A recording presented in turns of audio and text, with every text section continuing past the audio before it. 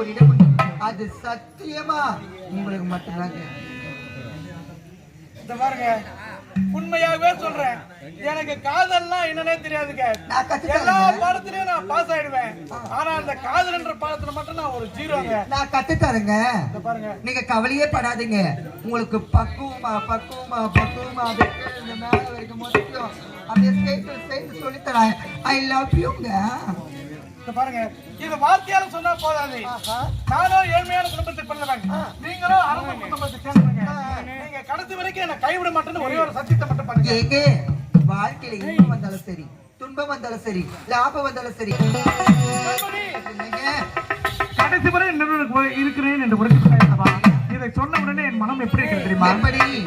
தென்றலிலே